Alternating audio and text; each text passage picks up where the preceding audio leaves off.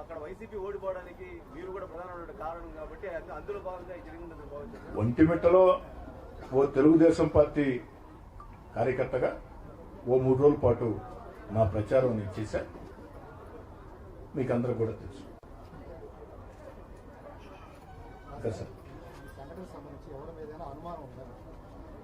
సాధారణంగా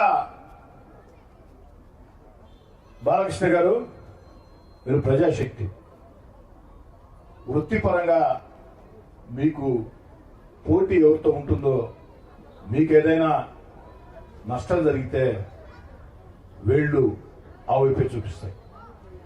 మరి తెలుగుదేశం పార్టీ కూటమి శాసనసభ్యుడిగా నేనున్న వేళ వైఎస్ఆర్ కాంగ్రెస్ పార్టీతో నాకు తీవ్రంగా విభేదాలు ఉన్న వేళ,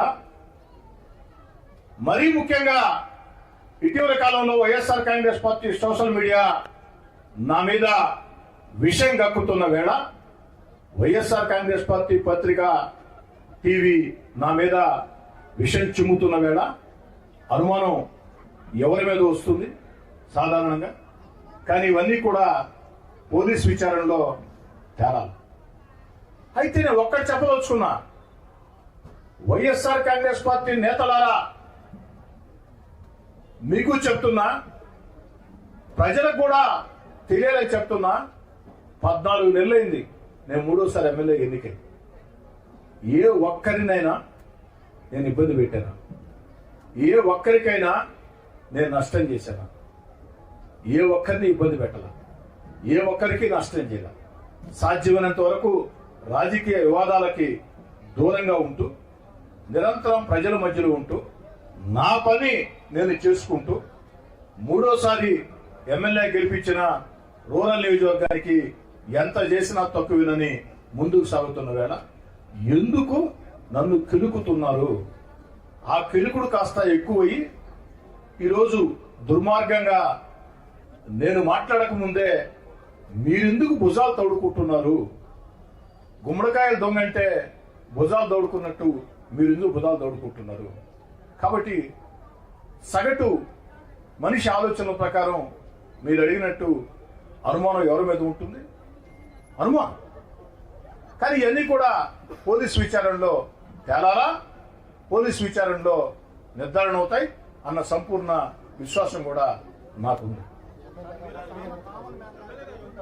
గతంలో కూడా గన్మెన్ దూరం పెట్టుకున్నారు. ఇప్పుడు కూడా ఏంటంటే మీరు గన్మెన్ కంటే కూడా మీరు ప్రజాక్షేత్రంలో ఎక్కువ తిరుగుతూ ఉంటారు. మీ పట్ల మీ యొక్క భద్రత పట్ల కూడా మీ అభిమానులు ఇప్పుడు కూడా మాకు కొంత అనుమానం వ్యక్తం చేస్తారు. వాళ్ళకి ఎలాంటి భరోసా ఇవ్వబోతున్నారు? ఎవరు కూడా ఎలాంటి భయాందోళన చెందవద్దు. వైఎస్ఆర్ కాంగ్రెస్ పార్టీ ప్రభుత్వంలో 4 గన్మెన్లు నాకున్నారు. వైఎస్ఆర్ కాంగ్రెస్ పార్టీకి దూరంగా జరిగిన తర్వాత నన్ను మానసికంగా భయపెట్టేదానికి ఆనాటి ముఖ్యమంత్రి జగన్మోహన్ రెడ్డి గారి ఆదేశాలతో ఆనాటి ప్రభుత్వ సలహాదారు సజ్జల రామకృష్ణారెడ్డి గారి ప్రత్యక్ష ప్రమేయంతో 2 గన్మెన్లని తొలగించారు. వారు 2 గన్మెన్లను తొలగించిన వేళ ఈ 2 గన్మెన్లు కూడా నాకు వద్దయ్యా, గన్మెన్లు లేకుండా నన్ను నేను ఎలా కాపాడుకోవాలో నాకు తెలుసు. 35 ఏళ్లుగా విద్యార్థి జీవితం దగ్గర నుంచి ప్రజా జీవితంలో ఉన్న జీవితంలో ఎంతో మందితో పోరాటాలు చేశా. నా జీవితం పూల పంపు